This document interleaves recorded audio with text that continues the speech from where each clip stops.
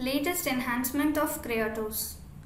In the latest enhancement, we could see the user log, that is the last usage of Cryotos application by each of the end users. Here we could see in the settings page there is an option of user log. So this has been active from July 1, 2024.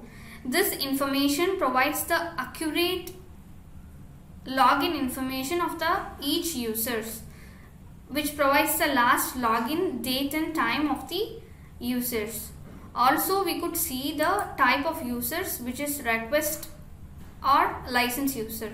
Also we could filter it out based on the username and email, and also which provides an Excel download report. Thank you.